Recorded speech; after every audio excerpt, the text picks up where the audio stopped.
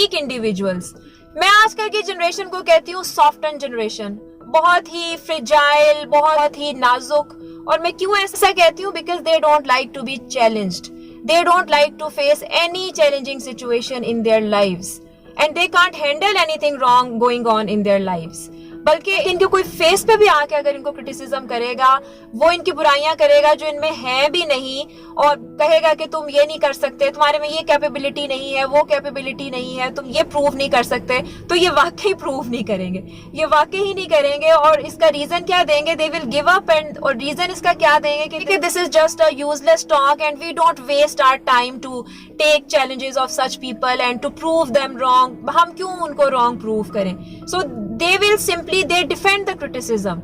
वो उस चीज से, उस चैलेंज से भागने की ही पूरी कोशिश करेंगे और ये उल्टा उन्हीं लोगों को गलत कहना शुरू कर देंगे कि उनमें फॉल्ट है या उनमें खराबी है, so that they are challenging us like that. और अगर इनकी लाइफ में कुछ भी गलत हो जाता है तो every time they will blame the situation, every time they will say कि जी सिचुएशन ऐसी थी, या ऐसे ना होता तो ऐसे हो जाता, ऐसे हो जाता तो ऐसे ना होता, उसने ऐसे कह दिया, उसने ऐसा किया तो मैंने ऐसा किया। Every time they will blame the other people, they will not accept, they will not take responsibility कि ये फॉल्ट उनका है। देखिए, unless you look into the mirror and realise your mistake, जब तक आप अपनी गलतियों को खुद नहीं रियलाइज करेंगे, you can not grow. This is your weakness, you are weak, you are soft, you are afraid of taking such challenges so that you are avoiding such people. So this is clearly showing that जो हमारी जो generation है, that is mentally not very strong, that is weak and that is afraid of taking challenges. So please don't develop this type of attitude, क्योंकि ये चीजें ही आपको strong करती हैं। जितना ज्यादा आप इन चीजों को handle करेंगे, उतना ही ज्यादा आप mentally strong होंगे। कि यहाँ पे क्या होता है कि जी अगर कहीं पे एडमिशन नहीं हुआ या जॉब नहीं हुई तो चलें जी, वो उसके बाद अफसोस होता है और बस जी कुछ करने को दिल नहीं करता, और बस एक दो ट्राई के बाद ही अब वो कहते हैं ना, they give up, they don't try. हो सकता है कि जो आपकी नेक्स्ट जॉब है वो वन स्टेप अवे हो।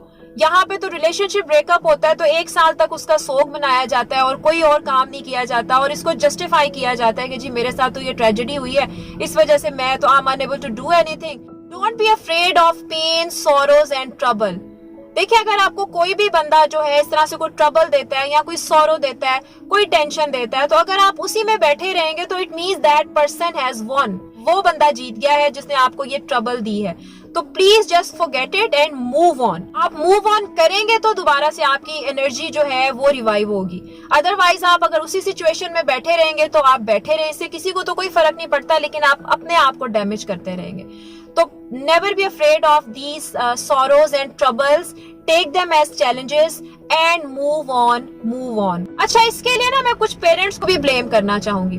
अब मैं आपको कल की बात बताती हूँ कि कल मैं शाम को वॉक पे गई हुई थी, तो वहां पे कुछ बच्चे क्रिकेट खेल रहे थे पार्क में। 5-6 बच्चे थे जो क्रिकेट खेल रहे थे, तकरीबन 10-12 साल के। तो उनमें से जो एक बच्चा था, उसकी मदर भी उसके साथ थी, बेंच पे बैठी हुई थी और साथ वो देख रही थी। मैंने कहा वैसे ही आई है ज़ाहिर है बच्चों को देखने के लिए कि वो खेल रहे हैं, उनकी गेम वगैरह देखने के लिए।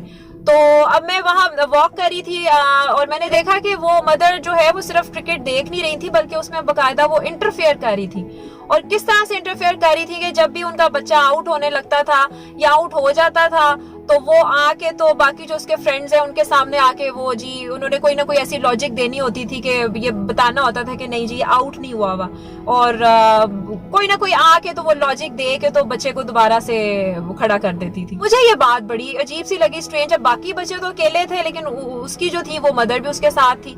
तो अब इससे देखेंगे, इससे क्या हो रहा था कि आप बेसिकली आप ये समझ रहे हैं कि आप अपने बच्चे को, ठीक है आप बच्चे को ऑब्जर्व करें, आप बच्चे को कीनली ऑब्जर्व करें, आप उसको देखें वो क्या कर रहा है, कैसे खेल रहा है, और लेकिन उसको इस तरह से इंटरफेयर ना करें, जाके उसको इतना अपने ऊपर डिपेंडेंट ना कर लें, उसको हर जगह जा जाके आप रेस्क्यू ना करें कि वो आप पे इतना डिपेंडेंट हो जाए कि कल को अगर वो अकेला कहीं पे अपने फ्रेंड्स के साथ जाता है या कहीं पे भी जब वो बड़ा होगा, कॉलेज में जाएगा, यूनिवर्सिटी में जाएगा, वहां पे तो आप उसके साथ नहीं होंगी। पता नहीं वहां पे कितने जो है डिफरेंट किस्म के स्टूडेंट्स को, डिफरेंट किस्म के लड़कों को उसको फेस करना पड़े, और किस तरह की जो है आर्ग्यूमेंट्स जो है उसको फेस करना पड़े। तो उसको खुद ये करने दें कि वो आर्ग्यू कर सके, उसको इंडिपेंडेंट बनाएं कि वो खुद जो है फाइट कर सके, फिजिकल फाइट नहीं, जो आर्ग्यूमेंट, जो लॉजिकल एक आर्ग्यूमेंट होता है वो कर सके, उसको इस तरह से आप कैपेबल बनाएं। और उसके लिए बहुत जरूरी है कि आप जो है वो इस लेवल का इंटरफेयर ना करें कि आप उसको कुछ करने ही ना दें।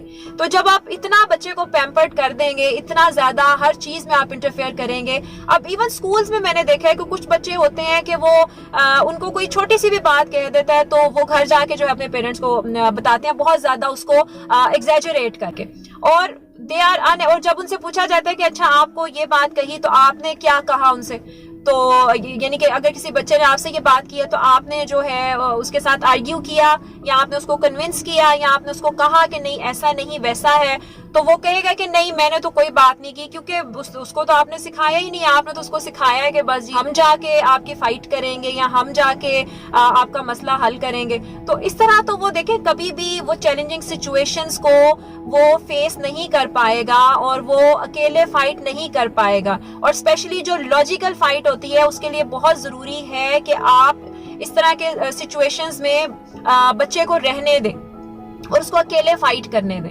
उसको देखें कि ये क्या, उसको आप वैसे ट्रेनिंग दें, उसको घर में आप सिखाएं, उसको घर में बताएं कि भाई इस तरह से अगर कोई कहता है तो आपने ये बात करनी है, और लॉजिकल आर्ग्यूमेंट उसको सिखाएं, तभी वो मेंटली स्ट्रांग होगा। अगर हर बात में आप उसको जाके रेस्क्यू करेंगे तो वो कभी भी स्ट्रांग नहीं हो सकेगा। वो आगे जाके भी, अब देखें स्कूल छोटे होने तक वो आपके साथ है, स्कूल तक भी चलें जी ठीक है, आप फुल टाइम आप उसको टाइम दे रही है, कल को उसने प्रोफेशनल लाइफ में जाना है, आप वहां तो उसके साथ नहीं होंगे, आप कहां से उसको रेस्क्यू करेंगी।